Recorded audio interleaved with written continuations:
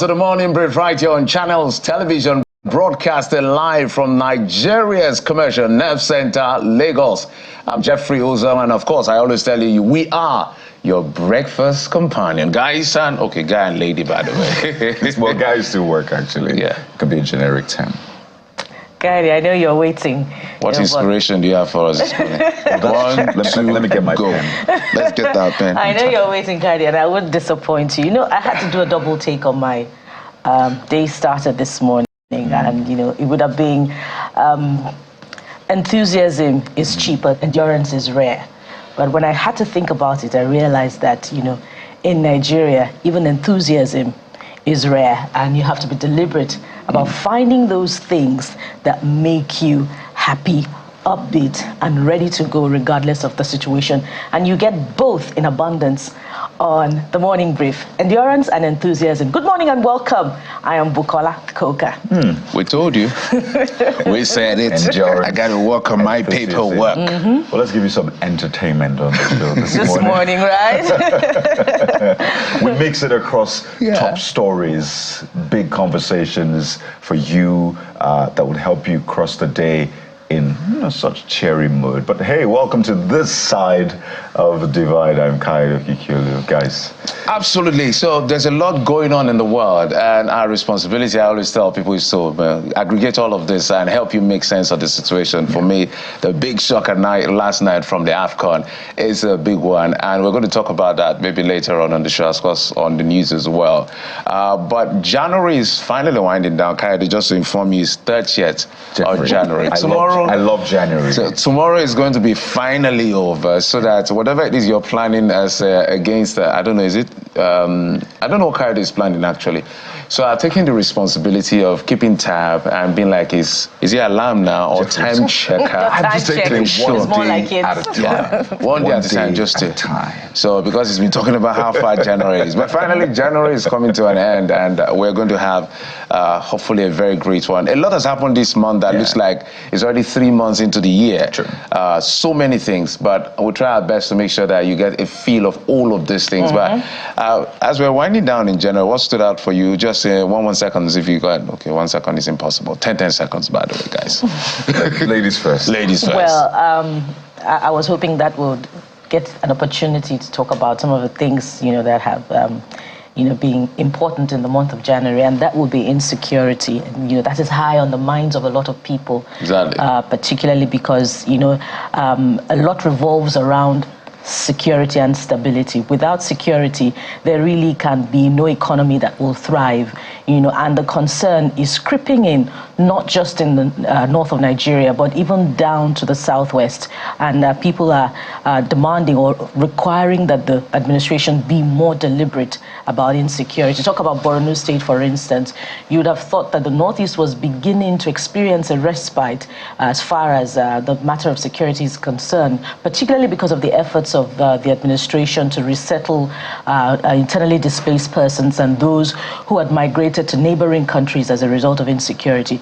But that concern is returning, with the president, rather the governor, Babagana Zulum, talking about the efforts of fifth columnists to destroy the work that he had begun. And just yesterday we heard about a report where some farmers were killed, you know, as a result of landmines planted, no, IEDs rather, planted along the roadside.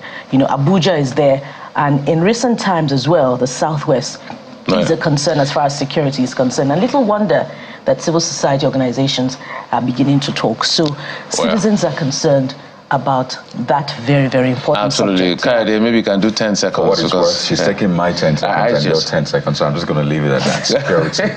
Exactly. Pardon me. Security. Of course, there's a lot to talk about today on the show, and this is what you should expect. Now, the average Nigerian, as Bukola said, is traumatized with the fears of over his safety, given the prevalence of insecurity everywhere you turn, either kidnapping, bandits committing one atrocity or the other. This no doubt requires an unprecedented urgency to restore what we consider a sense of collective safety. In fact, civil society organizations are now calling on the President, Bola Tinubu, to declare a state of emergency on security.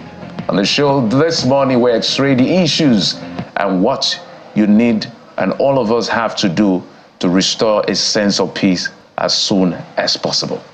Guys. And on a cheery note now, with a bit of creativity and commitment in perceiving how nature works, people have found a way to join the advocates fighting for a sustainable environment. And this is true with a young Nigerian who is creating artistic wealth from waste. Yes, from waste. He'll be our guide on what's all in between that on the show this morning. So stay with us. Absolutely. I mean, look at those beautiful pieces. But that's not all. Now, one of the spaces in Nigeria's economy where young people are thriving and they're doing it big is, of course, the new media. Oh, dear. You know what? They are aggressively ensuring that opportunities created are explored. So we follow the story of a character, Motunde, who's a perpetual husband seeker, partner seeker, always searching for an appropriate suitor, and how she's making the most in content creation. So Motunde, Macaroni's Motunde, as you can see, joins us later on the show this morning. Absolutely. So whilst Macaroni's Motunde, we're waiting for that conversation. I like why that. She's Macaroni's Motunde. Yes, why she's never been able to find an appropriate suitor for her, to present to her father is giving the man a very tough time. In that particular skit, they always do. Well, remember, you can share your views and your thoughts on the show right here, and we'll make sure you hear it. So go to X, post on X, hashtag CTV Morning Brief. That's how to get to us. And if you have videos that are newsworthy, please send them across to us on our WhatsApp number. It's going to be scrolling pretty soon on your screen, so you can share your thoughts and everything you have. Our responsibility is to make sure your voices are heard. Whether it's something serious or something cheery, we just bring it to the show and make sure and ensure rather you have a fantastic time watching and being part of it as, of course, a participant, and of course everything in between all of that. But hey, we'll go on this quick break. When we come back after this break, we'll bring you our top stories. Join us again.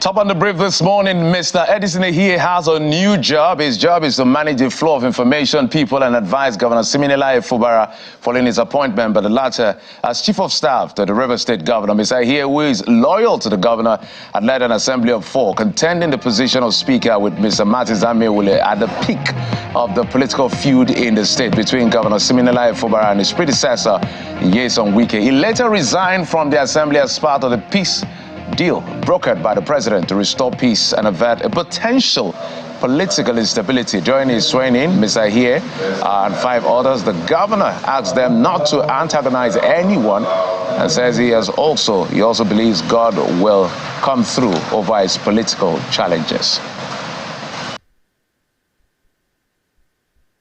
Don't use this position to antagonize anybody, even in your localities. I want to appeal to you. I will continue to say it. What God cannot do does not exist. That you succeed in battle is not because of your power. It's the grace of God. And when God says it will not happen again, wherever you are, it ceases from that moment. I'm not appointing you today because I want you to go to your area and start fighting. No. We have surrendered our situation to God. And God is going to solve it in a way that will shock the world. For everybody to know that God is always God. Please, I repeat, please, I don't want this position to be a platform for you to start attacking anyone. Do what you know that is right support the government in a way that will promote the image of our government. That is your duty. And that is what I want from every one of you. The commissioners that was sworn in last week, for those ones that are here, you can assign, part of our peace accord is that we return to status quo. So let them can assign them back to their respective offices. Let me also say this. Coming back and taking back your position is not for you to use it to destroy my government. Now, in another part of that city, that's Port Harcourt, the House of Assembly have faulted the governor's appointment of heads of 3 parastatals, describing it as illegality and misconduct. The affected agencies are the Local Government Service Commission, the Bureau of Public Procurement and New City Development Commission, NCDB. The Speaker, Mr. Martins Ameole, frowned on the mode of appointment, maintaining that the law does not provide for acting chairman and even questions the legality of the NCDB. The position of the chairman of the Rivers State Local Government Service Commission is clearly provided for by this law and by this section, meaning that the only thing available for the governor to do is to submit his nominees to us for screening and confirmation. This law does not award to the governor any other power to do any other thing other than what it has said he should do. The action of the governor to go ahead and appoint someone and say the person is on acting capacity and ask the person to resume is nothing but a violation of our law, the violation of the Constitution, and indeed misconduct on the part of the governor. Interesting things with Rivers politics. Let's move on now to the Supreme Court, where judgment has been reserved in the appeal by the All Progressives Congress and his governorship candidate Aisha Dahiru, popularly called Binani, against the governor of Adamawa State, Ahmadu Fintiri. The tribunal and Court of Appeal had dismissed Binani's petition, challenging the victory of Governor Fintiri in the March the 18th governorship election. The 5-member panel, led by Justice John Okoro, adjourned the matter for judgment after listening to the arguments of parties involved in the matter, where Ms. Binani, through her counsel, Mr. Akin Olujimi, is insisting that a controversial declaration by the then resident electoral commissioner, Mr. Hudu Ari, of her victory is legal, a position the PDP disagrees with. And away from the courts, so Saturday's by and rerun elections, where the chairman of the Independent National Electoral Commission, INEC, Professor Mahmoud Yakubu, is seeking the support of the Chief of Air Staff for effective election materials distribution in 26 states. Professor Mahmoud says the commission will need the support of the Nigerian Air Force to expeditiously deliver materials to 3 local locations, that's in the northeast, southeast, and southwest geopolitical zones. This weekend, the Commission will conduct by-elections and rerun elections in 26 states of the Federation. In 9 states, 2 senators, 4 members of the House of Representatives, and 3 members of state houses of assembly will be elected in by-elections to replace members who passed on or resigned their memberships of the national and state assemblies. In other states, rerun elections will take place at designated constituencies or polling units as ordered by the election petition appeal tribunals. In handling such a huge national assignment, the Commission cannot do it alone.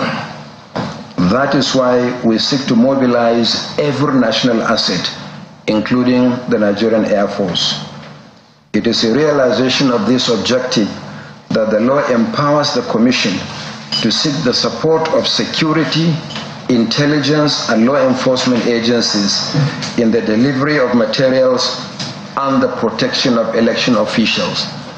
We seek the support of the Nigerian Air Force to expeditiously deliver materials to 3 locations in the northeast, southeast, and the southwest geopolitical zones of the country. It was an exchange of commendation in Ibadan between Governor Seyi Makinde and Labour Party presidential candidate Mr. Peter Obi following Obi's visit over the recent explosion around the Bodija area of the city. Mr. Obi says the prompt response of the Oyo State government is indicative of the sensitive leadership under the circumstance.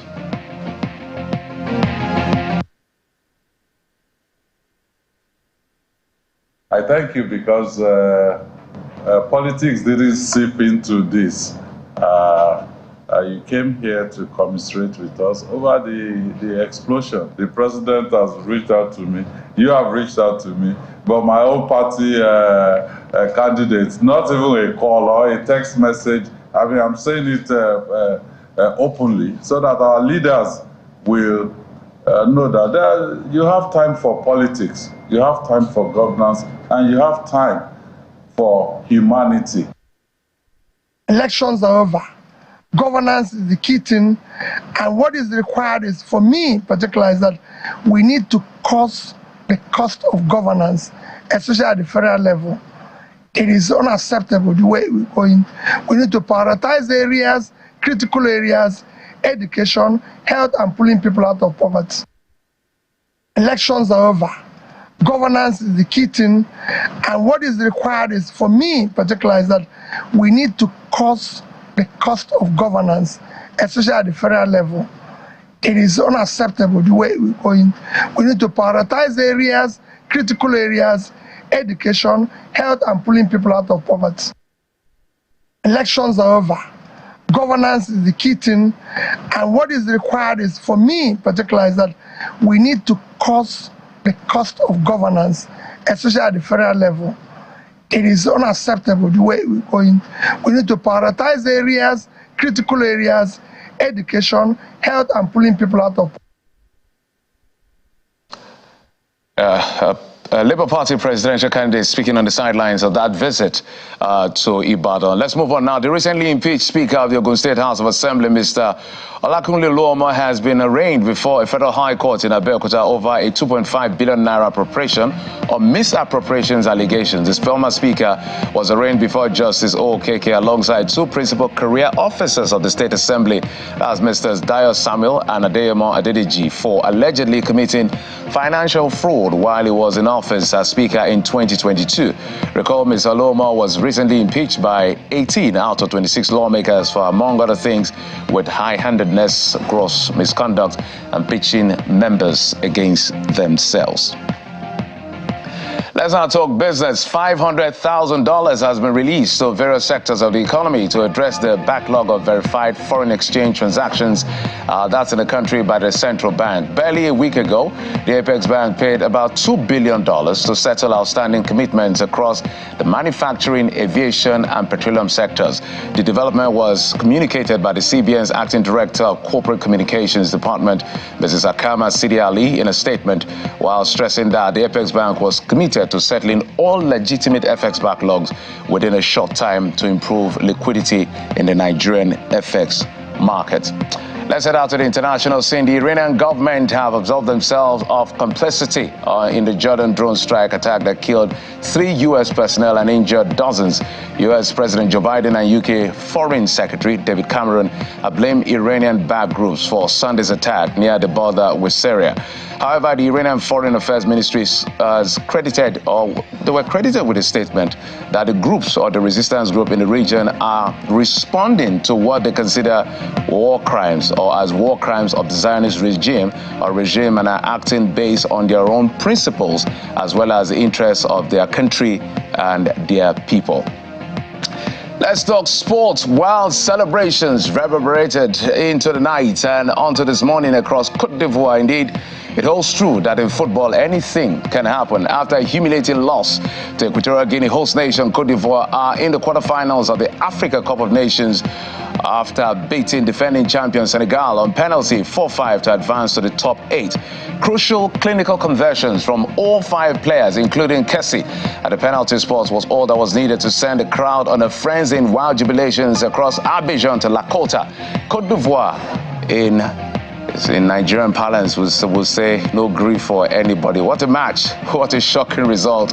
But that was not the only surprise, as Cape Verde have also advanced to the knockout stage of the Africa Cup of Nations for the first time in their history, as late Ryan Mendes' penalty gave them a 1-0 victory over Mauritania in the last 16. The match was drifting towards extra time when Cape Verde won a spot kick, and Captain Mendes converted with just 2 minutes of the 90 minutes remaining to break Mauritania's resistance. The tiny Atlantic Ocean Island nation had got out of their group in 2 of their 3 previous appearances at the AFCON, but had never before won a knockout tie. Well, that's what we've been tracking, and a bit of a preview into what's happening today.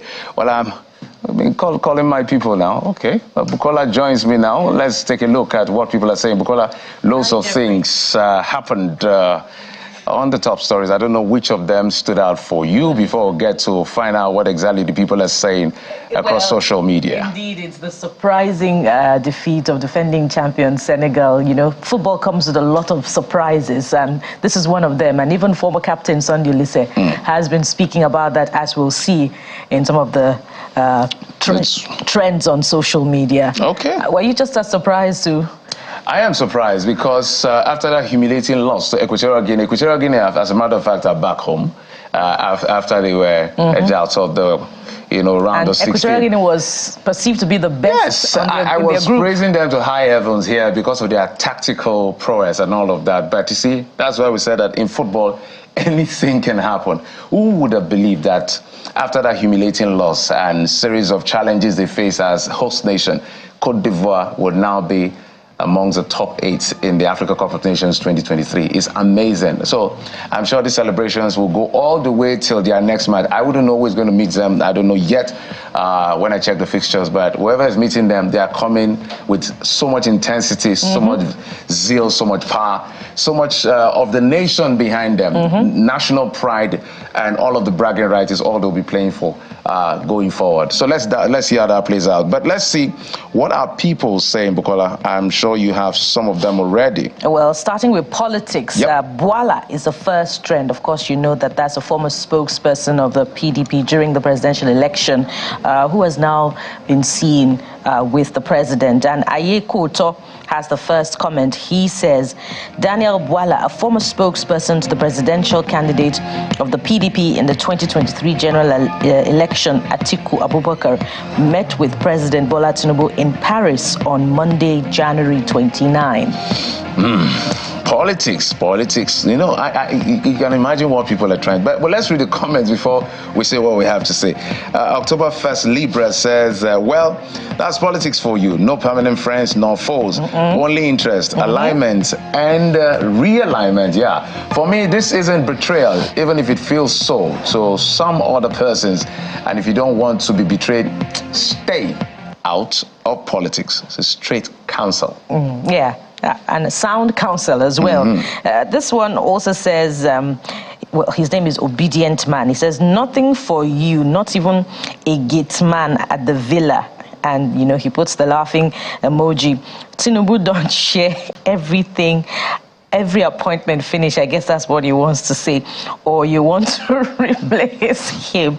Well, I'm sure that something will be found for him, right, Jeffrey? That's the way it goes in politics. I'm not a politician. I'm a journalist. My job is to check them. So whatever they do with whatever they do is their business. Our job is to make sure that they serve the people and serve them as they should. But I can understand why people are calling out Bwala, because I remember during the election when the APC picked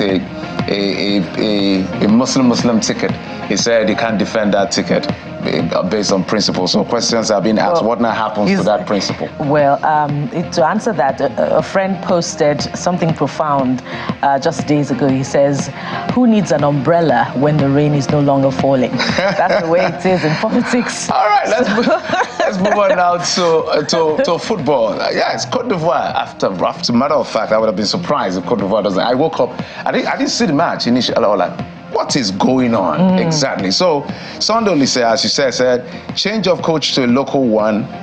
4 days ago, Cote d'Ivoire are in my eyes now potential title contenders with Niger. 5 days ago, they were begging Morocco to beat Zambia to help them qualify. Tonight, they eliminate title favorites, Senegal. Football is fantastic. It's a roller coaster. Indeed. That's from former Super Eagles head coach as well as legend himself in his own right. And this one is from Talita Kumi. Interesting name. Wow. And they say, not quite sure if they're female or male, they say from the brink of exit to the ecstasy of great exploit, from Man to Bouaké to Abidjan to Yamoussoukro, from ashes to greatness, the landlords are in the quarterfinal. This is African football at its finest. That sounds like I couldn't Peter agree Drury. more. That sounds like one of the most outstanding commentators in football, Peter Drury. He just he's very poetic. So I guess that's where the inspiration may have come from. This is from Inglewood 237. Legendary captain, sir. Football is surely a wild game. Anything can happen. Indeed. Wow. There's always an element of the miraculous combined with all of the dexterity, at tackles. This one is from Godwin Enakin. I believe that's a sports journalist. And he says, with Senegal out, I have a strong feeling the AFCON trophy is coming back home to Nigeria. I know first thing first is that to beat Angola on Friday. Who agrees with me that the Super Eagles are awaiting champions? I do. There's nothing else I want to believe than the Super Eagles winning the Africa Cup of Nations 2023. I don't care whether they're ready. I don't care whether Posero is doing the right thing or the wrong thing. Right now, it's about national pride. It's about bringing it home. It's about let's do it again. That's our slogan. Trophyless for the last 10 years as far as the continent's biggest game is concerned. So we're looking out so that just like Cote d'Ivoire celebrated way into the night until this morning, that frenzy can also go across Lagos to Borno to Port Harcourt down to Calabar and Benue when they eventually leave that trophy. I will be super, super excited. Can I ask you a question, Jeff? Okay, if I can answer the question. So would you forgive the Super Eagles if they finish second place? Someone said you don't win the silver, you lost the gold. That is not the status I want us to end or get into 2024 with as far as the AFCON 2023 is concerned. Right? But do remember, it's not just X that we're talking on or we're reading comments from. The WhatsApp number is on the screen right there. So you can send your comments, you can send your views, you can send your newsworthy videos as well on the WhatsApp number. We'll be here to make sure that you have your say on the show. But hey, we'll go on a quick break now. When we come back, we'll bring you what exactly we're doing on the program today. Join us again.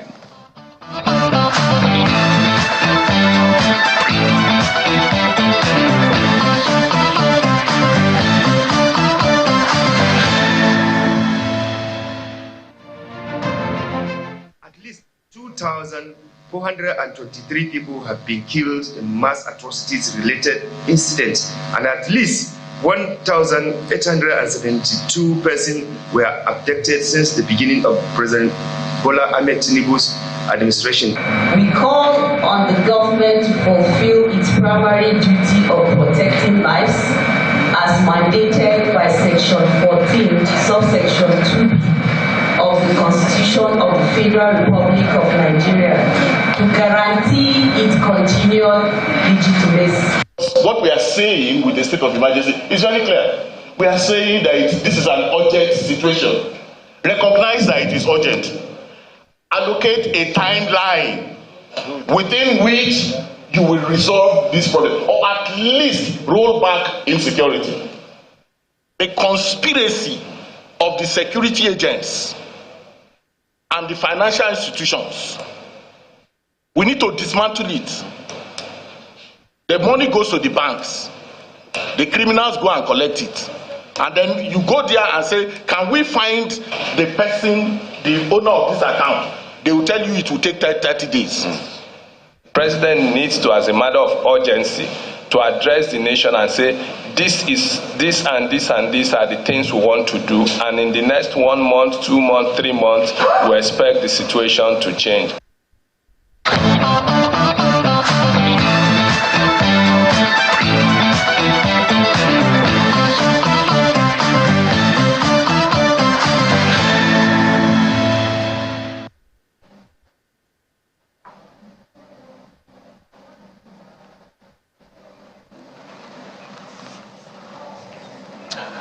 Welcome back to the morning brief. We switch gears now to talk about the serious issue of security. You can see civil society organizations calling for a state of emergency on security, and it's not far-fetched. Why? Because just December last year, at the eve, or what we call Christmas Eve, there was a carnage on the plateau. January this year, 30 more people were killed in Mango local government area. And if you look across the country, even in the nation's capital, which is supposed to be the safest place across the country, just because of the status it holds as the administrative headquarters of the country. People are being kidnapped and criminality is on the rampage. So everywhere you look is either one form of criminality or the other. Bandits wreaking havoc, or terrorists wreaking one form of havoc, or criminals themselves abducting people to get ransom. We cannot sit idly by and just watch this happen. That's why we're bringing this conversation to the fore today, because the primary responsibility of government is to protect lives and property. That is their primary responsibility. Every other one is more like an appendage. If you build roads and people are not safe, it means nothing. Our guests are joining us to discuss on this particular issue. We're being joined by our guest from Abuja studio, Mr. Edosa Oviawe is a program manager, Global Rights, as well as Mr. Abu Andrew is a member of the All Progressives Congress and chairman of the Progressives Forum. Gentlemen, thank you for coming on the program. Thank you. Thank you for having us. Mr. Abu, let me come to you. I always come to the party in question because your party is in power. So I always say that you have to do the heavy lifting because you made promises. We have an 80-page manifesto called the Renewed Hope Agenda from President Bola Tinubu. But in the last 8 months, we've been seeing the resurgence of another dimension of insecurity.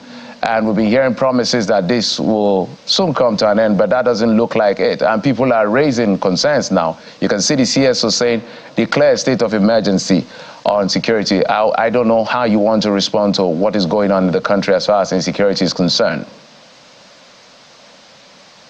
Yeah, so there's no doubt insecurity is a concern to everybody, or every Nigerian citizen.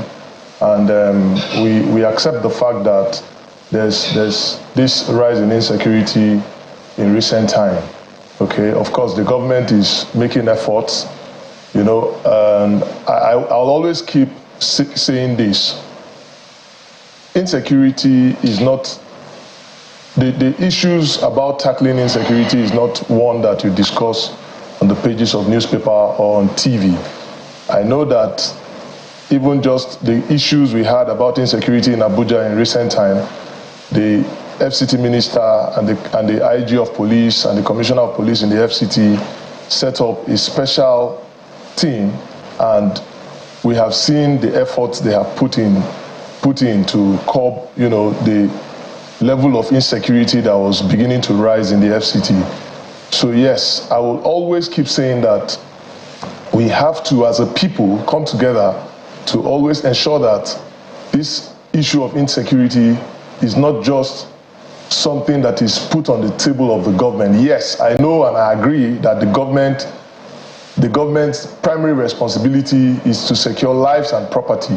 But at the same time, everybody must participate. Everybody must, you know, come together to see how this issue of insecurity that almost all of us are a victim to can come to, you know, an end. If I can be permitted to say that. Of course, we know insecurity is a global problem, and Nigeria is not in isolation. Yes, we take responsibility for the fact that the government have promised a lot and have ensured that and have said that, they are going to secure the country. And there is no government all over the world that will be happy that there's this rise in insecurity as it were today. So this government and the people of the country have to, put heads together. And of course, this is also speaking to the fact that the civil society organization have, put out a statement. But I feel it goes beyond just putting out a statement. What is the partnership that they are carrying out with government to ensure that, this issue confronting us, that is a problem to everybody in one form or the other. What are they doing with government, to see how they can stem these problems that is confronting the nation as it stands today. So yes, so it is easy for people to come on TV, or it's easy for people to sit down at a round table and talk about how the government is not doing anything about insecurity. But you see, the fact remains that we must, as a people, find a way, to assist the government, give out information that can, possibly help to stem this situation we find ourselves today. So I would always, at every point in time, advocate for the role the citizens must play, alongside the government, because it is not a one-sided approach, when we talk about insecurity in this country. So we must, at every point in time, lend a voice and, lend a hand to ensure that, this issue that is confronting us at the moment can be stemmed, to a reasonable level. Of course, I know that it will be almost impossible to wipe out insecurity from any society across the globe, but at least let's find a way, to work with government and see how we can stem this to a reasonable level. Okay, before we head to Mr. Idosa, let me just follow up on this particular question because of what you said. And sometimes it's quite difficult to understand when people say, we know security issues are not things you discuss on the pages of newspaper or on television. But we're seeing the results everywhere. I mean, the consequence of the failure to protect our people.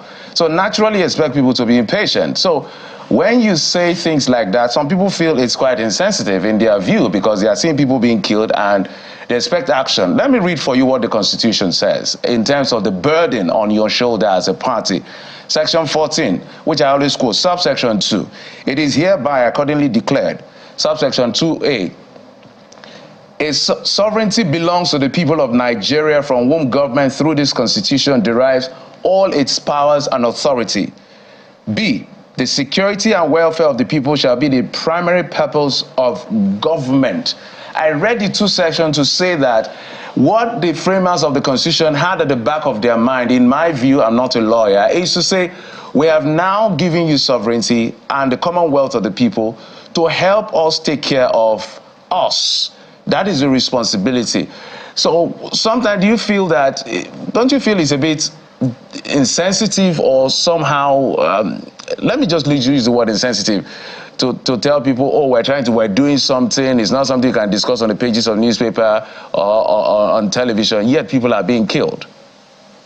Mr. Andrew, is for you. Well, I think the word insensitive will be unfair to me. I say this because we in as much as we have seen the level of insecurity, at the same time, we have also seen the security agents, apprehend people in the course of operations and trying to see how they can stem this. We see a lot of things, I mean, your reporters have gone on field and have also interviewed, the police people where they have made arrests and the people they have in their custody. So I am not running away from the fact that, and I've not said that the responsibility of government is not to protect lives and property. In my opening speech, I clearly said that. But I would always keep saying that insecurity or securing the lives and property of Nigerians cannot be left for the government alone. You know, and why I say this is because at the end of the day, the insecurity we talk about is perpetuated by citizens from amongst us, okay? So there is a whole lot of things that must be put into securing lives and properties, you know, because at the end of the day, it is not a one-size-fits-all situation, okay? There's a multi-approach to this. And that's why I'm saying that we must all partner with government. We must all, at every point in time, lend a voice, lend a hand to see where, you know, if it's for information, intelligence gathering, if you see something and say something, you know, I mean, there must be something everybody in the society must be doing to assist the government. That is basically what I'm saying, you know. So, for me, we will keep going. We will still be experiencing this level of insecurity and conversation that we're having if we don't start, you know, having different approaches to it. Of course, we know that the government, I know of the fact that the government is doing a lot to ensure that this is stemmed. There is recruitment going on in almost all the agencies as it stands today, okay? Unfortunately, this issue or this carnage of insecurity in our country today is, if it was something we can wish away, I mean, there's no government or nobody in this country that will not quickly, you know, take that as an option, okay? But we will keep, as we're fighting the level of insecurity, these guys are also coming up with different, you know, means to destabilize the country. But I know that with all of us, you know, putting heads together, we can fight and overcome and conquer this, you know, this dear devil that is confronting us today as a nation. That's all I'm saying. And I'll not be fair to say that, you know, I don't feel the pain. I mean, I said it, that it is a situation where we are all indirectly or directly, you know, affected by the level of insecurity we face today in our nation. That cannot be overemphasized. But I would keep saying that the approach or how the government wants to tackle insecurity cannot wholesomely be put on TV, okay? So that's what I'm saying, and I will always keep standing by it, because if you do that, what you'll be doing is you'll just be jeopardizing, you know, the method and mode of how these things have to be cracked. True, Mr. Andrew, but more importantly, what Nigerians seek would be results, and that's why we're having this conversation. Let me come to you, Mr. Oviawe. This is not the first time that there has been calls for a declaration of the state of emergency on security. Under the last administration, there were resounding calls from both the representatives and the Senate, House of Representatives and the Senate, for the former president to declare a state of emergency on security. And that was not quite implemented. On the one hand, what would be the resolutions that should come under this state of declaration of a state of emergency on security if it were to happen? And more importantly, what can be done to get this current administration to implement those resolutions and see to it that there are tangible results on a declaration of a state of emergency? Thank you, and good morning again. First, I think it breaks my heart to see us discuss issues of insecurity as if we are discussing road traffic or traffic jam or things like that. We are talking about Nigerians being killed. We are talking about citizens being killed. We are talking about people being terrorized in their homes, pigs from their homes. We are not talking about, we were told at the beginning, we have to tighten our belt, there will be hard economic decisions. Are we going to tighten our belt on insecurity? Nigerians are being killed. And I think the first thing is, just as you read as Section 14, I think our political leaders still do not understand Section 14 of the Constitution. And that is very sad. Sitting down and hearing, oh, is not just enough to make press statement, what is civil society doing and all that. For heaven's sake, I have a government. Mr. Ahmed Bola Tinubu is the president of the Federal Republic of Nigeria. He swore to the oath to protect the Constitution. He swore to become the president of this country. And he cannot at this time be asking me what is civil society doing on this issue of insecurity. I cannot be hearing that from my own government, hearing that from the government that's supposed to be protecting the lives of people, government that's sworn to protect the Constitution, government, just as you said, that we surrender our sovereignty to protect our lives. Let me come to your question. State of emergency. If, just take for instance, there is a fire alarm in this place, and there is an emergency, are we supposed to still remain here talking like this and be calm as if nothing is happening? And that is what is going on in Nigeria. Terrible things are happening. Nigerians are being killed in their numbers, in the hundreds, in the thousands, and we are still living as if everything is okay, and we are just saying, yes, we are doing our best, you have to contribute, we are as if everything is normal. At a time you are terrorized, when there is an issue, the government declare, oh, maybe a curfew, everybody stay at home, let's get to deal with the situation. Now the home is not even safe. They are getting to people's houses, kidnapping people right in their houses, taking them in numbers in their houses. So are we going to be living in the offices? Our children living in the schools, nobody go home anymore? Driving on the streets. I witnessed the one that happened in Lugbe the last time. I wasn't told. I witnessed it. It was happening right before my eyes. The one that happened on that Jeddah Road. It was happening just right before my eyes. It is not. I mean, I still can't understand why we do not see the urgency of this matter. Within the first 2 weeks of January alone, I'm talking about what we tracked. I know obviously it's far, far more than that. The Nigerian ones we track, we have numbers, we have names. Just within the first 2 weeks, we tracked over 230 incidents of abduction across Nigeria. Yesterday, we've heard what happened in Ekiti again. And we are still saying this thing and still talking, do we declare a state of emergency, or do we not? What do we do? Or there are modalities. I'm just trying to be sure I'm not too emotional here. But for heaven's sake, if a government cannot protect my life, cannot guarantee my safety, how do you expect me to swear allegiance to such government? So where is the basis of my being patriotic to such government? And that is the question we are all asking. You want the all from your citizens. You want your citizens to give their all, but you are not giving them the assurance that their lives are safe. Right. Before now, we're talking about people jetting out of the country in their droves because of economic reasons. Now it's security reasons. People now thinking of leaving Nigeria because of security reasons. People thinking of relocating because they are not safe. People can't sleep safely in their house. You are driving on the streets. You are looking left, right, looking behind you. You don't know who is trailing you. You get to the front of your house to even ask for the gate to be open. You wait first. You look around. You don't want your family to be taken hostage. Well, anyway, state of emergency. Let me just comment. If we say declare state of emergency.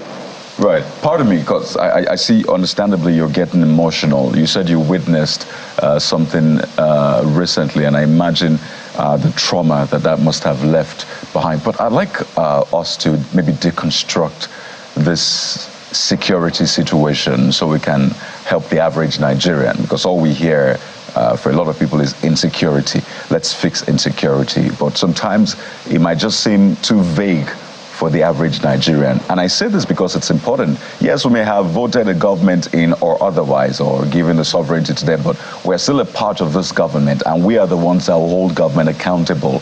So we can't just go to bed and say we voted for government. We will always keep them on their toes, and that's why we're doing this. So looking at the statement that was put out, which you are also a signatory to that, by 49 CSOs, it says that in President Tinubu's, after 243 days in office, 2,423 people at least have been killed, while there have been at least 1,872 people abducted.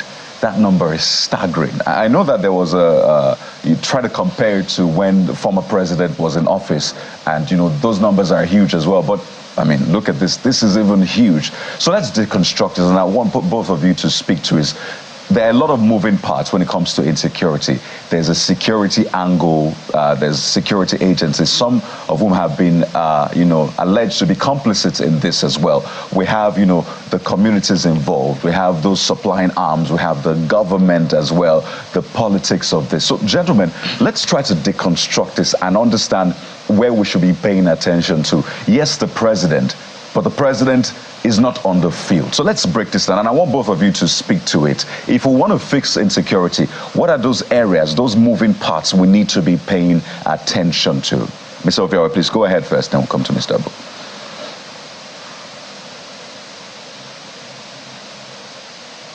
Does it need to go on? Yes, please, you can go ahead. Okay, thank you.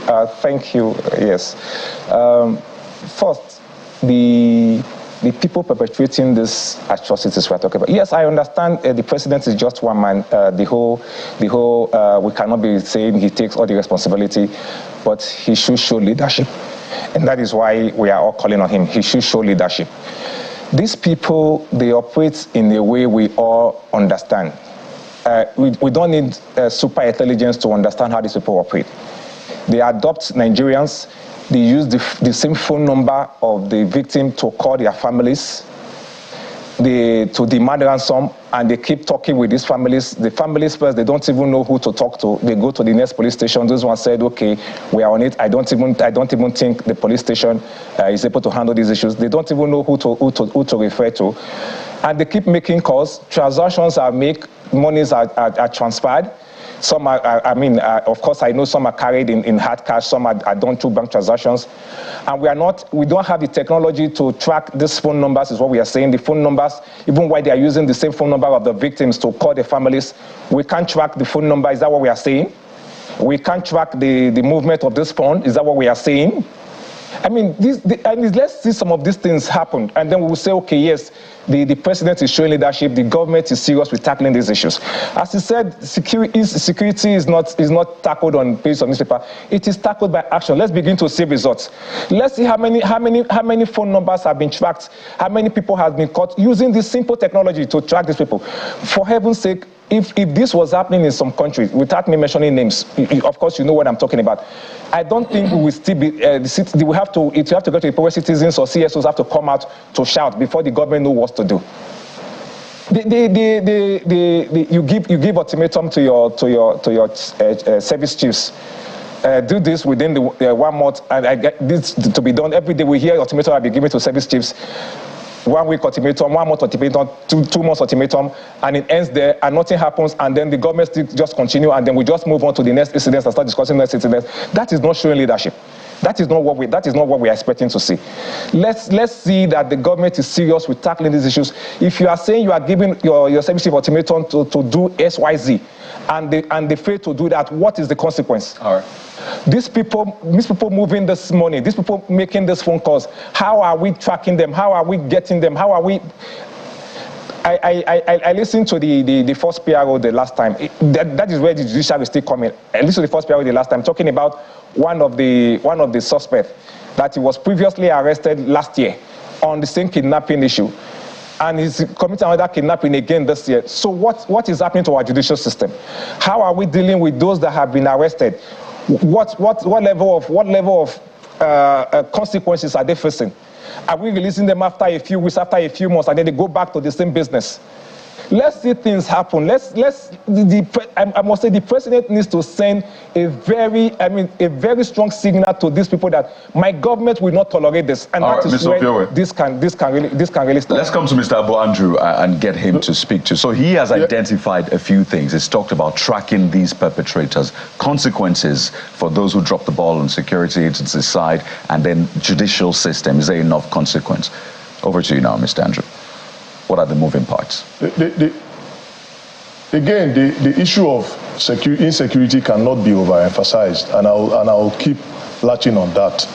You know, at the end of the day, you know, when we talk about tracking of, you know, kidnappers or terrorists or bandits, as the case may be, if we don't see the, I mean, we cannot take away the fact that, you know, we've seen where these guys have been tracked in different operations and have been apprehended, in some cases even killed, you know, like the military will say, neutralized, you know. So we've seen that happen. And you see, at the end of the day, the responsibility of the military agency is to keep, you know, the sovereignty of the country and to keep the lives and property of the people safe, okay? At the same time, if we talk about insecurity and we don't applaud the efforts of the military, you know, that have, you know, paid the ultimate price of securing this country with their lives,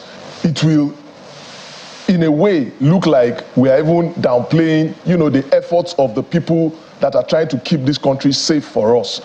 At every point in time, we have situations in respective countries where insecurity issues vary and happens, you know, in different forms. Now, for America, for instance, you know, if I'm in the US today, I'm not even safe when I'm in a mall or in a cinema or even in a playing ground. Okay, so we have insecurity issues across the globe, varies from country to country, and Nigeria is not in isolation. But what I would keep saying is, how have we fared on family values? Because at the end of the day, the people that the society produces comes from family.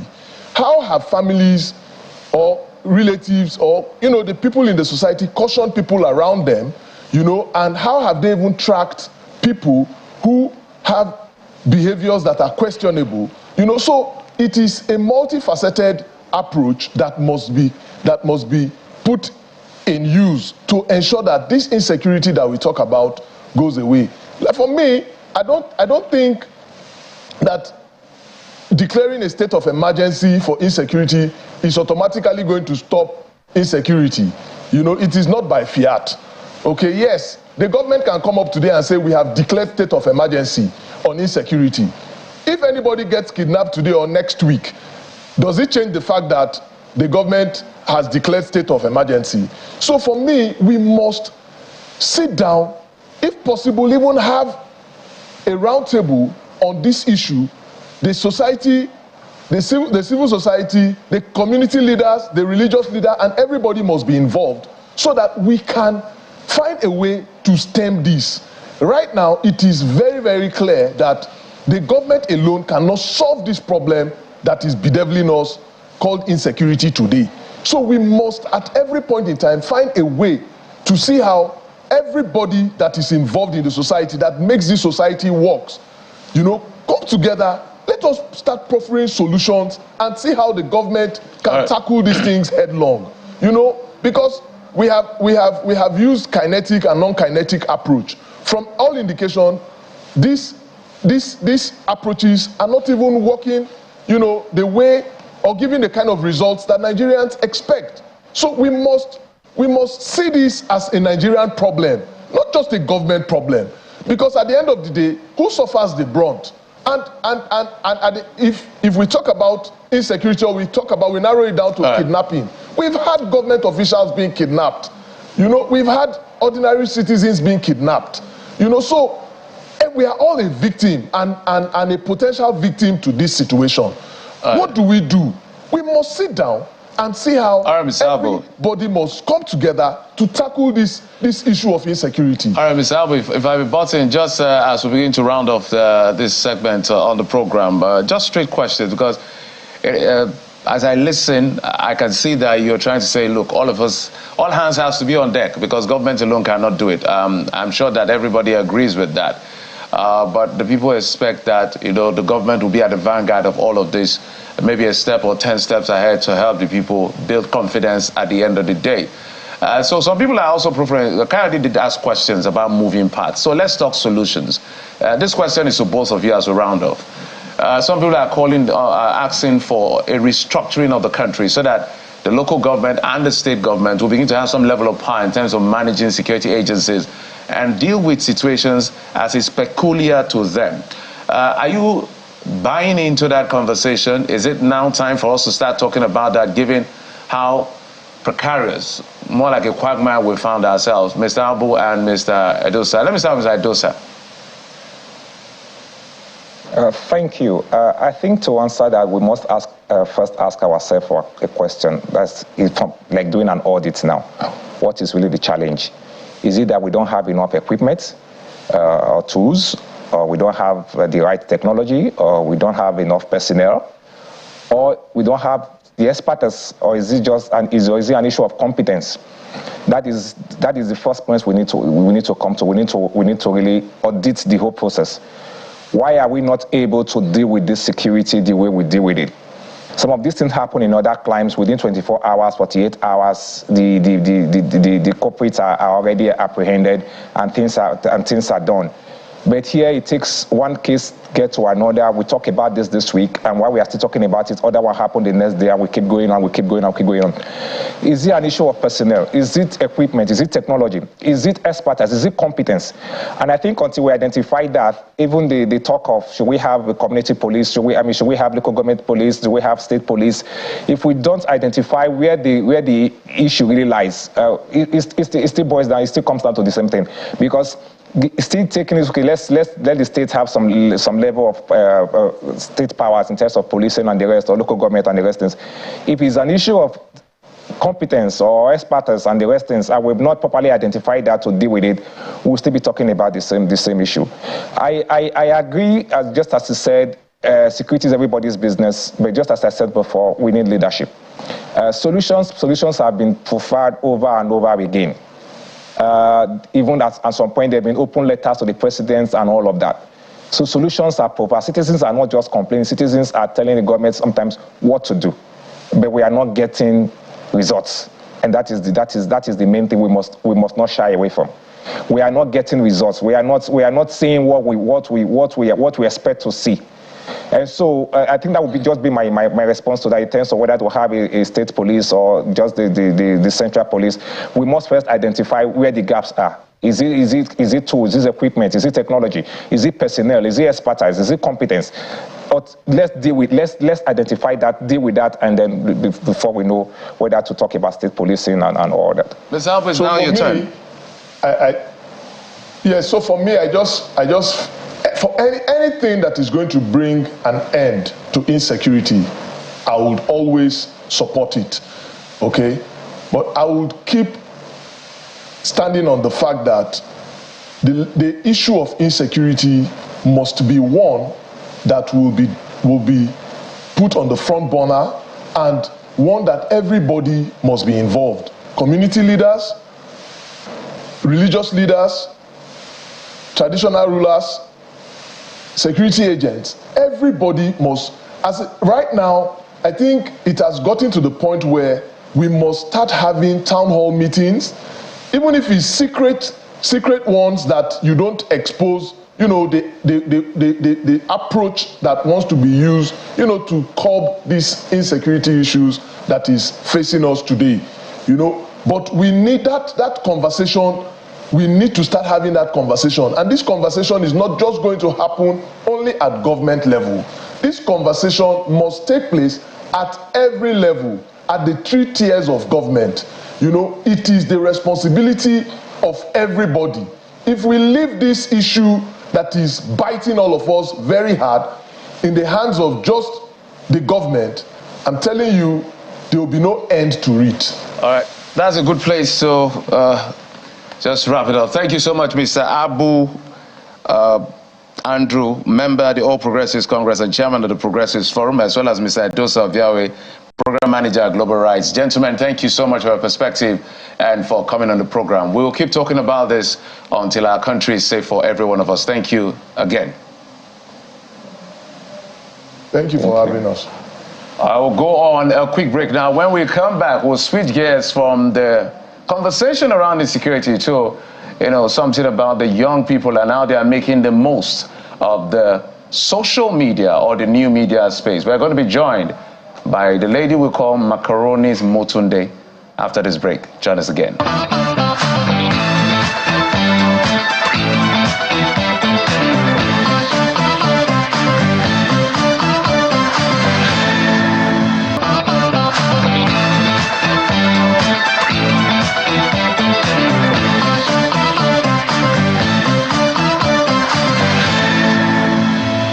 Yes, that's exactly what we're up to have a conversation with that lady who has been on a search for a husband for God knows how long, but I don't know. But she's right here to tell us what's going on. Motunde Shogunle, thank you so much for joining us on the program. It's my pleasure. You know, that's a natural place to start. Okay. How do you stay consistent searching for a husband throughout your journey in this business? Let's start on that light. I mean, if you really want something, you keep trying. Do you understand? I think I was leaving my father's house. I'm tired. Like, his wallet is too much. So, and I'm a lover girl. So everybody that comes to me, oh, okay, let's go with my father, and that's it. You're straight to your father. You didn't even date them for a week. Like, just straight. But he doesn't know that. He thinks, okay, maybe you're dating or something. But I think there's a time we found out that, oh, I just met him 2 days ago. I'm like, 2 days ago? I just want to leave my father's house. I'm tired. Let's talk about you here and now and your journey. And I know it's been quite a ride. This space is one space that a lot of people have now agreed that young people cannot be disenfranchised in that space. Yeah. They've held their own, they've possessed and taken over that space. So let's start with how you got into this. I don't just want to call it, right now we are tempted to go beyond calling it content creation. Because you guys are actually making films in short forms now. So it can easily pass for short film. How did you get into this short film stroke content creation space? Okay, so actually, I wanted to be a lawyer, actually. But something came up, and then I was like, I think I want to do film. So I studied theater arts in Redeemers University. And from there, it just became very, it was something I really, really wanted to pursue because out of everybody in my set, I think I'm like the only person who is still on this journey. Most of them, everybody has branched actually. And then for some reason, I'd already graduated before Macaroni got into Redeemers. I mean, we all know his story and stuff like that.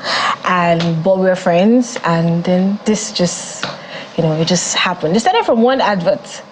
And the comments was like, they were very, very, inspiring. We're like, you know what, let's just turn this to something. And here we are. Chaotic father and daughter. Interesting. So you've been with him from the start? Apparently, yes. Yeah.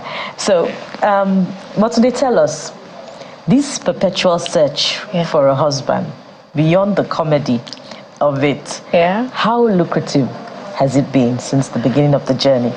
Has it been worth it staying on? Yes, it has actually, because now I get called for jobs. People already know what they want to give me. Like, I don't get to really, really go for auditions, but so sorry. I still go for auditions, but it's always like in-house auditions, and it comes with gifts. You have them gifts. You have the people who slide to the DMs and stuff like that. So it is actually very lucrative because it has actually put me there. So I can easily walk up to somebody. I may not really need to introduce myself because you already know. And so just some idea to you, and it's opened me up to the world. Yeah, that's the word. I know that your character actually touches at a very, very deep societal issue. The search for a husband by women. First, is that actually you real life? Are you searching for a husband? I mean, if there's... Oh, sorry, this is just a fashion ring. But right now I'm not seeing anybody, so I'm single. But I'm not really, really searching like that because I know they start flooding my DMs, but yeah. Do they actually flood your DMs? Like, most of them, I can be your man, I can be your hero. I get that actually. A lot, yeah. Yes. I imagine. And I just feel like a lot of people are just like, they're just fascinated. They're just really like into the whole, she's a celebrity. And it's very hard for you to like really pick who is being real with you. You get, so it's tricky. Absolutely. Yeah. So tell us, for the fathers who are not just fathers actually, fathers and mothers and uncles and aunts, I think particularly the aunts, whole society. The whole society pressuring the average woman. you need to get married. When are you bringing the man home? And they're like, I have a lot of things I want to do with my life. I look forward to getting married. What would you want to tell them? Because I know the character also, yes, there's a lot of comedy around it, but it also tries to address that pressure. You know, there's a pressure tiwa. So what would you like to tell them this morning? What would you want them to know? Be like what's in their real life, to be honest. Like, I don't really give in to societal pressures. Like, I do what I want to do, you get. But, I mean, you cannot beat the whole. Sometimes you sit in your room and then you're like really thinking about it. Like, okay, this is like really, really getting to me. But, I don't know. At the end of the day, it has to do with what you want. Is this the right time for you to do this? Is this, I mean, do you really want to get married now? Do you really want to do what the society is really asking you? Because, okay, society is asking me to get married now. I get married and then I'm not happy. So what's the point? So it has to do with you have to convince yourself that you're really ready. And society, calm down. Just to quickly follow up on that, Motunde, you said something that is instructive, that, you know, many people are just attracted to, you know, the Motunde that they see in this skit. Nobody is really interested in the real person. I'm wondering, how do you deal with that? How are you able to separate the wheat from the chaff? Or you just, you know, move on and say, eventually the right person will come? That's actually very, I think I just go with the flow. And I think at some point I will be convinced that, okay, this person is real. But there are some people who, once they just approach you, you can just tell it's off, it's fake. I would not even bother to open your DM because I can tell that this is not being real. But if I have a proper conversation with you, then I can tell if you're being real with me. And I think it's just about wanting to have that conversation and wanting to know what you really want. Then from there I can tell, okay, this is going to be lasting. This is, you know, I guess. Well, we're going to take another content you guys created together. So maybe we'll just take a look at this and I'll ask my next question. This is my baby Frank. Frank, that's my dad. My lovely dad. Appreciate your acquaintance. Frank, I appreciate you, sir. What is this? Daddy, don't look at the outside. Shut up! Daddy, this is my baby boy, Erekere. Erekere, that's my dad. Nice meeting you. My name is Erekere Okremechechichida. My goodness. Why are my enemies running 400 meters senior boys relay race on my head? What did Daddy will share now? Motunde? Sir? He's the one. Yes, Daddy, I love him 100%. So what's your name? Almost of me like I'm a pay for Cassie. You never see anything. You never see anything. What's that? Call the little call me, but on the streets, man can Sisi Kodri. Sisi Kodri. So can I know what do you do? I've actually a footballer. Yeah. You play football? Yes, I'm a footballer. Which type of ball is it? The normal ball that we play. You know what I'm saying? My name is Adelano Adekunle Solomon, aka Talo Fekubaba before, but now King Solomon, the only man that knows the secret of Ogun Ponali. The only man that can talk truth to anybody and nothing will happen. If anything happens, anything will spoil. Can you give me a You're a motivational speaker? I'm a wise man. This is my baby Frank. Frank, that's I'm almost tempted. Who have you not brought to your father? I don't know. Like everybody has gone through, literally. So let me find out from you. Why are you guys on this particular role of you bringing a husband all the time? Is it because it gives you the traction, or you just enjoy the role? I think this is actually some people's true life story. They just keep trying and trying, and then yes, like a lot of people love the content. A lot of people, like sometimes I personally just go through the comments and it's just crazy. Okay, so I'll tell you a story. There was a time I went shopping with my sister, not so far from the house, and then someone walked up to me, and then it was like, Motunde, you will find your husband. Your husband. He started praying, like it was serious. Yeah, he started praying. He was like, Motunde, you're going to find your husband. This year is not going to pass you by. I'm like, So it's not real. I was like, no. It was like speaking in Yoruba. I was like, it was really praying, and I'm like, okay. So apparently, I didn't realize that. Okay, this is actually what is happening to some people, you know, and I don't know. We love the fact that people love it. Yeah. I mean, it's crazy. I was just telling the driver who brought me, and I was like, there was a day a bike man was passing, and he just shouted, Motunde. I'm like, what? Hey, because I'm surprised at how far people actually, like, how vast it has gone.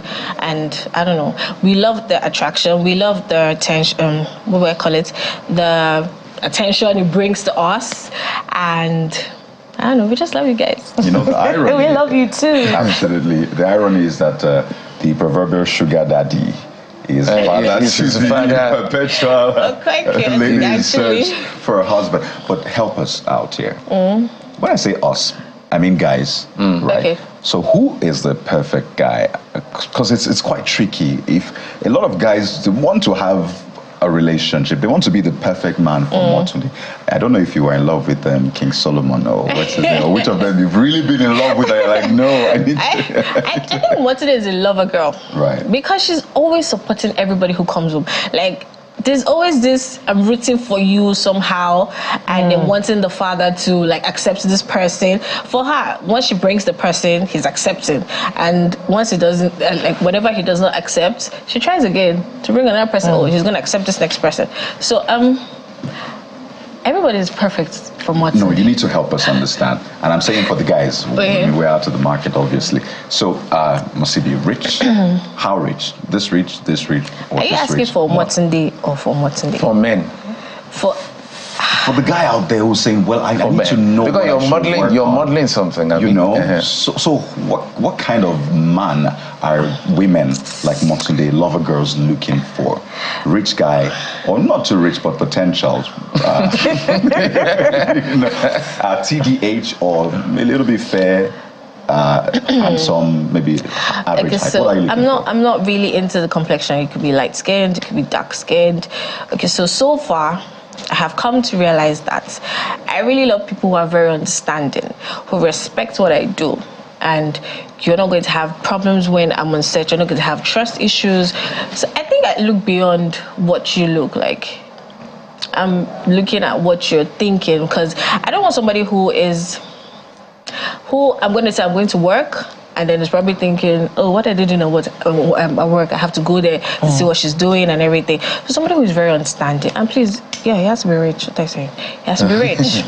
How rich? How rich? 500 million naira in your account, rich. 100 billion naira in your account, rich. Whatever happened to let's start together from the scratch and build it up? And my brother. My sister. We have heard stories, so let's just meet ourselves when we're okay. That is very okay. You go ahead, Jeff. Oh, okay. I wanted to let you go ahead, but there's something they call pretty privileges, and there's something in the industry called casting couch, which is quite derogatory. Is a smack in the industry as well. So when you look at the industry, how safe is it for women? Because we can see all of you. Pretty women, young girls, older women, all of these people, and then some things could be happening that nobody knows about. And I'm not saying call any names, but I'm sure you know what I'm talking about in terms of experiences. How safe is Nollywood and the content creation space for women? I'm actually going to say safe. Okay. Because it's not like I have not experienced it, but I stood my stand. I stood and I was like, tell us your story. So I think if I had given into some advances, perhaps I probably would have gone further than this or something. But I'm thinking if I give it to all the advances, everybody's going to have I built Motunde, I did something, I was the one. And small talks, they just grow like that. And I'm not the type of person who likes my business out there. Like, I want to be proud, like I did it myself, you get. So it is safe if you want it to be safe for you. You just have to be a woman, like you have to stand your ground. Yes, that's the word. Stand your ground. And why can't I be strong beside a man? Like, he wants something. Like, I can also say no. Like, I have the right to say no. So it depends on how much you also want it, you know. So if you feel like this is the part you want to go, I'm not judging. And if you also feel like standing your ground is the part you want to go, thumbs up. So it depends on what you want to do. Yeah. It's good to know that Motunde also comes with strength of character. She's very strong. Yeah. So Motunde, back to the points that Kadi made earlier about how, you know, the theme speaks to a very, very potent societal issue. I'd like us to draw more lessons from it, because watching it, you'd see that Dadiwa has a, you know, perpetual eye of scrutiny on the suitors. But Momiwa always seems to be like, she's also a little girl, you know. So I'd like you to speak to moms. Perhaps there are moms like Momiwa who would rather not scrutinize the suitors, particularly about the pressure that it puts on the spinsters who are bringing suitors home. The longer I heard that was spinster, it's been a while. Yeah, it's been a while. I had to just check it. By the time you force somebody, I'm going to use the word force because it sounds like you're forcing the person, like you have to get married, you have to.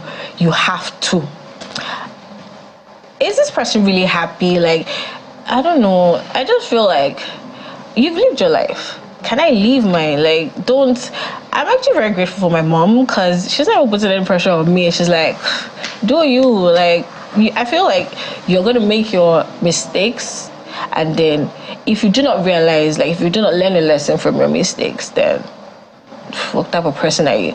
So please, let there be peace. Like, do not put too much pressure on people, because at the end of the day, the person you're putting pressure on is a human being. And is this going to make the person happy? Is this person going to end well? You know, let there be peace. Okay, I like that. Although some people say they can never be peace. Can never be peace. I know the person knows I'm talking to, right? Austin, I'm talking to you. But so this point now has been made time and again. I don't know if you've heard it. Some say you'd always be in the shadow of Macaroni. Okay, you'll never break out. And I imagine you always say I reject it. That will never be my portion.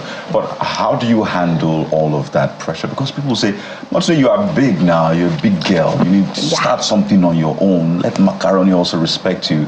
I know all of those people say that. So I wonder how you I've actually heard those words, actually. You've heard those words? Yes, I didn't say that. No, those exact words I've actually heard. And I feel like if only they know that, they know how sweet Macaroni is. Like, he's literally rooting for... Okay, so, yeah. He actually sometimes acts like my father in real life. Just tell you guys. He's older, by the way. I'm not saying anything. To that question. I'm not saying anything, but he's older. Like, in general, he's older. And I really, I do not see myself in his shadow. I actually see myself by his side, because like my role is literally like, okay, I'm his daughter, so obviously I'm supposed to be seen behind, not like behind, but I see myself beside him. And there's no way you would talk about Macaroni or mention Macaroni and then you would not see his family somehow.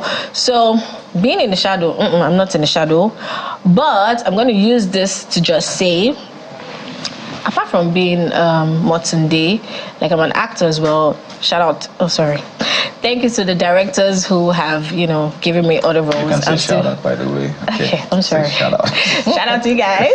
Feel free to say.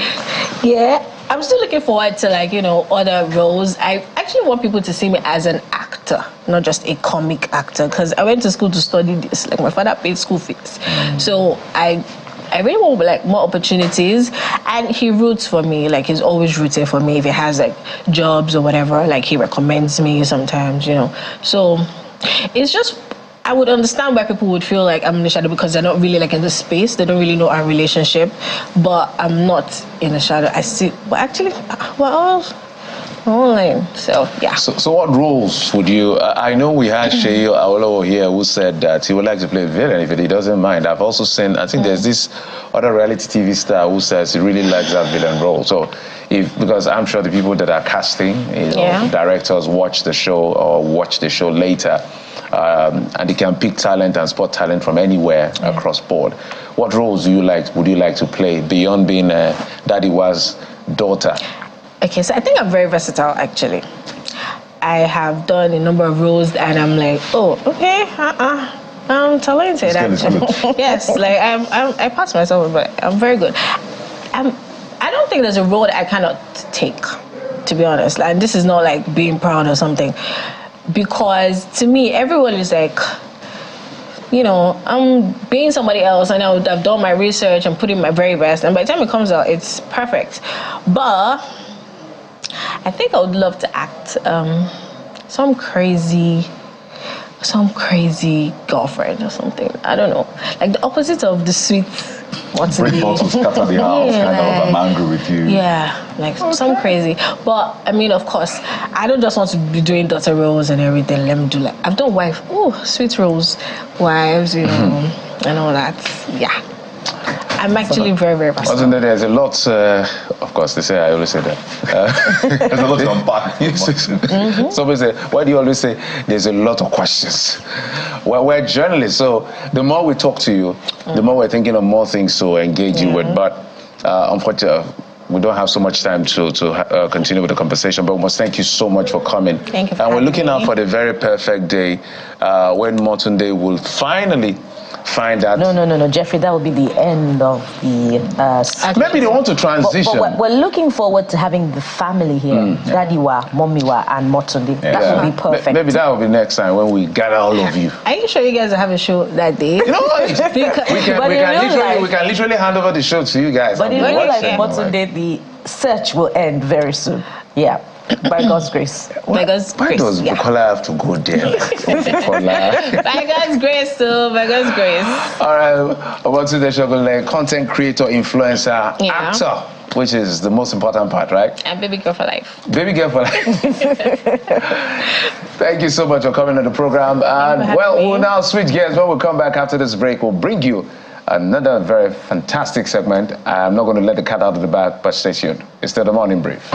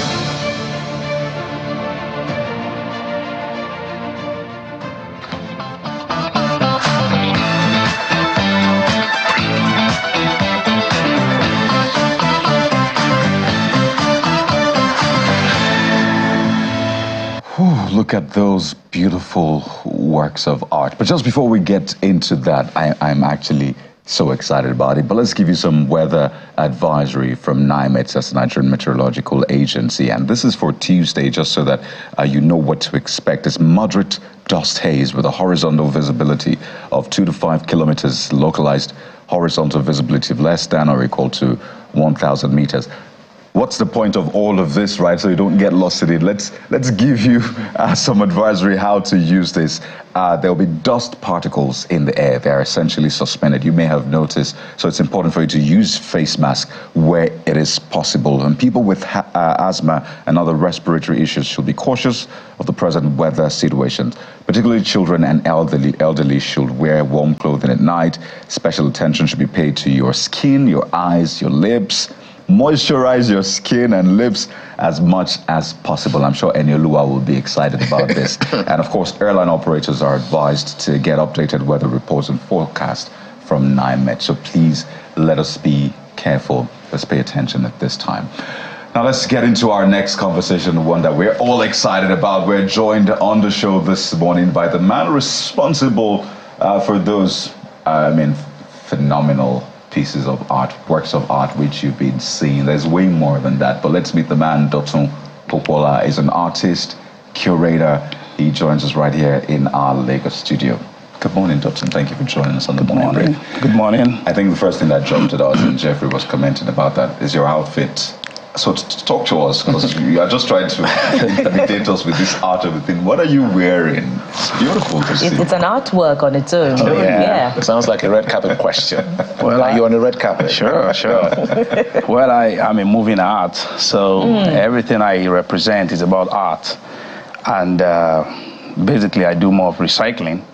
So I love trying to represent myself as a Yoruba man first, as an African, and as someone that values, our culture and, our tradition. So even though we still mix a bit of Western, into like my shoes,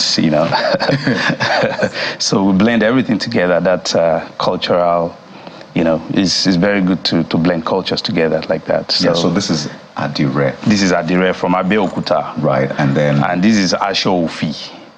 Or so made into Kembe. Right. So it goes well. I love this. This is culturally hip. Oh, sure. And Kembe, maybe some education for our younger viewers. Yeah. Kembe is the traditional outfit that is worn by the Yoruba. By the Yoruba people, yeah. You see Kunle Afolayan wears Kembe a lot of time, and it makes you free. It gives you that. Confidence, in the public. You guys should see me in my Kembe. Yeah, because I was wondering, what's the idea behind that broad space around the... Well, it's in a way it gives you more air around your body and wow, self-confidence. I don't know. I'm just looking at him. It's a work of art. So sure. I'm trying to picture everything. Sure. And it's worn also by traditional dancers in Yoruba culture. Yeah, they do a lot of that. Yeah. So it perhaps gives the fluidity to move. Everything. Yeah. Jeffrey. You can run. You can run easily. It gives you aeration. Absolutely. Why? What did I say wrong? It's nothing. So let's get into your work. Can we make progress? We're making progress, absolutely. It's important to understand the thinking. It's functional, it's fashionable, and essentially it's hip. But let's talk about your work. I see these things, and I remind myself that this was done by a human, not a god. This was conceptualized, pieced together by you. How does your brain work? Because I see this and I'm like, these are things you see daily basis, scrap, metal, and you just toss away. But you see them and you see something entirely different. Well, I just believe that, I believe in this philosophy that greater works shall you do. So I'm doing greater works, and I feel that I'm making impact. I want to make people smile when they see my work. So for me, it's just self-expression and using what you least expected to be something beautiful, using it to create beauty. And that's all I live for. I go to junkyards, pick up scraps that have been trashed, that have lost hope, and I, give them hope. I give them second life.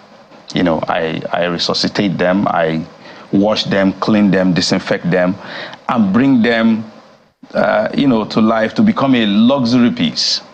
So for most of the works that I do are like what people would call dry bones shall rise again. Yeah, so I just do that, and I feel happy, I feel fulfilled, doing what I think I'm destined to do. Let's come to this picture, because I wish we can put that lion back, my director, because that's where my question is coming from. Oh, yeah? So, for instance, that particular picture, this is a lion, right? Yes. So we can see, we don't need anyone to tell us this is a lion. Yes. How long did it take to come up with this? How much scrap metals did it take to put together to get here and create this beauty that we're seeing on the screen? Okay. Well, this particular piece took me 2 years. 2 years? 2 years. This is Lion of Ikate Kingdom.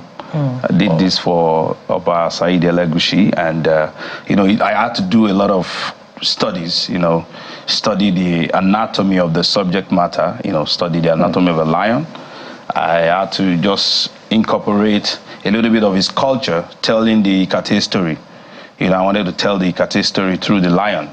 Then I wanted to, make sure that I get it right, because in future, you're going to have scholars probably want to do a research on the integrity of, the delivery.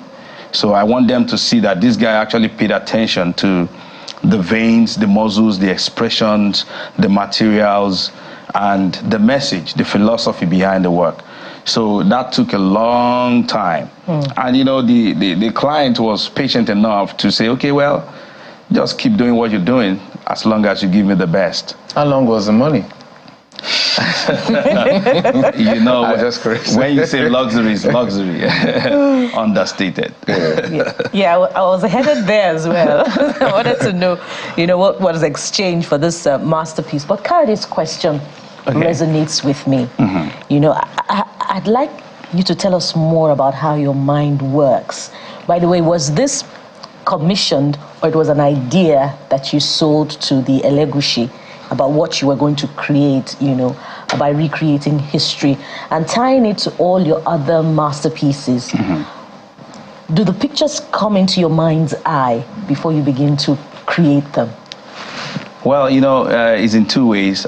Sometimes I get clients make requests for a particular piece, like a lion to Ikate Kingdom. It's very symbolic. I mean, to African thrones, generally, you see that most thrones use lion, because lion is the king of the jungle. And for Ikate Kingdom, they would tell you that Atide Adekine, that is being crowned with the crown of a lion. So lion is symbolic to Ikate Kingdom's throne. But some other clients will just tell me, Doctor, I just want your name in my house. So whenever I get a client tell me, just make anything for me. So I go extra mile, I go gaga. But when you still tell me to do a piece, I make sure that I represent myself in that piece. Every piece of me is more like giving out my daughter, like giving out Motunde, giving out my daughter to a client. So it's something that comes from the mind. So I live in a very, secluded place where I don't get distracted when I'm working. And with that, I can travel further within my mind, travel out of my mind, and get something spectacular, something you can't just find along the road, something you can't just find anywhere. So art is very deep. Art is very broad. And every artist has their own, spirit-filled, controlled way of doing their thing. So for me, I go into that level and I bring that divine piece out after several studies, meditations, and research on materials and subject matter. I can hear a lot of influence of a spiritual. Yeah. Imagine your religion in what you do. Say greater than this you will do, dry bones rising again. You made a lot of inference to the spiritual, the religious. I imagine that plays a huge role. Obviously, I don't even need to imagine. I can see the huge role it plays. I think I was in a hotel recently, and I imagine it was by you, because I don't know if other people do what you do. Perhaps they do, but there's always a touch which your work has. I might be wrong, but it looked like he had a generator, a piece of a generator. Absolutely, yeah. That was you, right? That was me. It was, I mean, my daughters kept going to it. Like, I think it looked like a cheetah. A dog, yeah. Yeah, exactly. So beautiful. And I saw a generator, some part of a generator there, just at the hip. Something like this. Yeah. Right, but this is an owl. Oh, sorry, this is a wolf, rather. yeah. Something like this. And I'm always trying to understand if you're also trying to achieve some social change with what you do. Because you said dry bones shall rise again. You know, you pick scrap things that are worthless and you sort of bring them into luxury and all of that. Is that deliberate? Are you trying to also achieve something? Perhaps draw inference from what is going on in Nigeria as a nation? Yeah, oftentimes I would always say that my work focus on environmental decadence and the need to repurpose the large army of waste that threatens our ecosystem. I have been to several workshops on recycling and repurposing and cleaning the environment. So for me, if you see a generator in my work, in fact, I have about 500, I better pass my neighbor generator tanks in my studio. How big is your studio, please? Oh, my studio is big, very large. I have a very huge studio. And, I have this junk pile where I store my works. I store my scraps, really. In a way, I'm saving the environment by collecting these scraps. And, I'm turning those rubbish or trash or things that litter the environment into a piece of art. So, if you look at the statistics, we see that every day, an average Nigerian generates 0.51 kg of waste. 0.51 kg. Wow. Every Nigerian? Every Nigerian. We're 200 million. 200 million. You can imagine what we're going to get. That's 100 kg. So, yeah. 100 million kg. Yeah. By 2050, the World Bank, forecast that we're going to have about 107 metric tons of waste. I mean, just imagine that a whole state is filled with debris, nylon, plastic, metal waste, and all sorts. It's going to mess up our ecosystem. So for me, if I'm able to say one of my pieces is worth, is as heavy as 2 tons, that means I've been able to take 2 tons of waste out of the environment. Now, in a year, I could do like 10 works or 20. I mean, it depends on how big and how small they are. So imagine the number of waste I'm taking away from the environment, providing job for young graduates. I have about 10 youth corpers in my studio, and I have a lot of apprentices, some IT students from different universities and polytechnic. So empowering them to save the environment. Recently, I had a guy that does his residency within my, space that we're trying to build, a scrap art museum. Yes, I want you to tell into that. This is you at work. Oh, that's me at work. Yeah. So while you're still responding to that question, so that I'll start winding down, tell us about what you're doing with your art museum.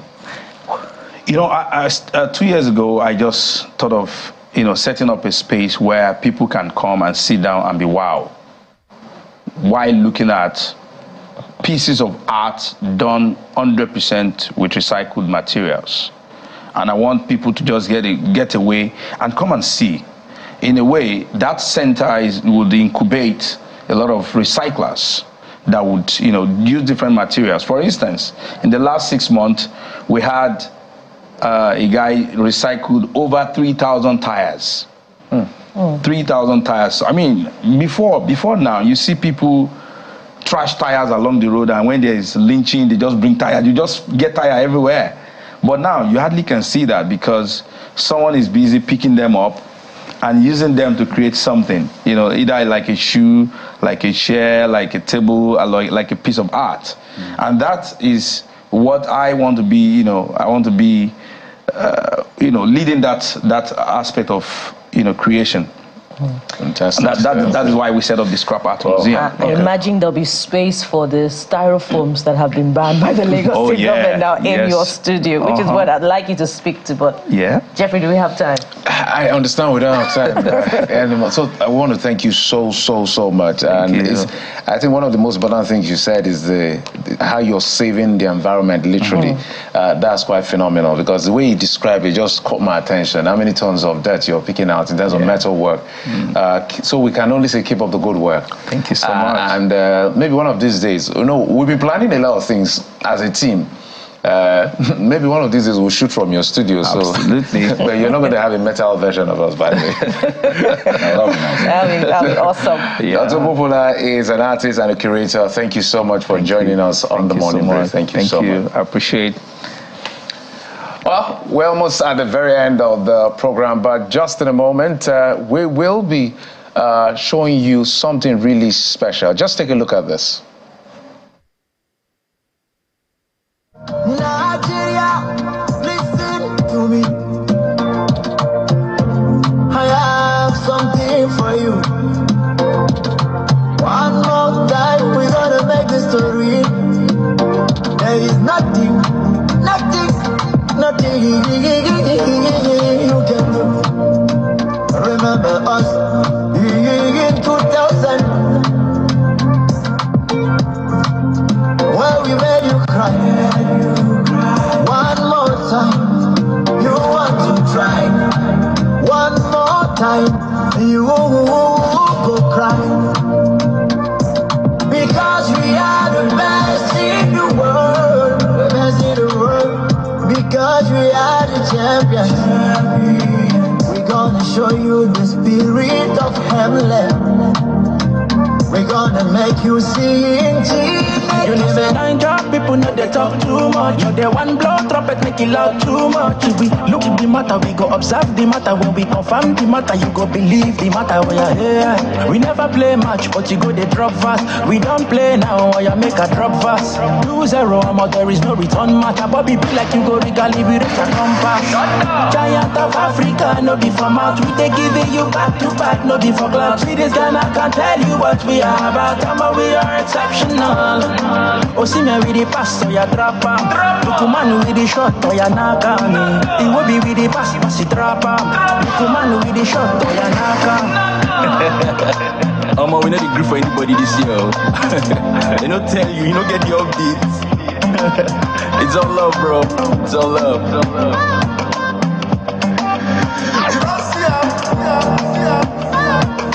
Relevant, mixing.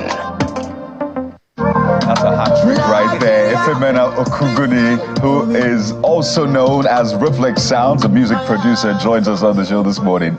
I mean, the whole nation of Nigeria is proud of you, Reflex Sounds. Good morning. Thank you for joining us on the morning brief. I mean, we saw that video and we were all like, yes, way to go. I mean, we thought Cameroon had scored the first goal, but you gave us the very best comeback. So speak to us, Ifemena Okuguni. Talk to us about the inspiration behind what you did.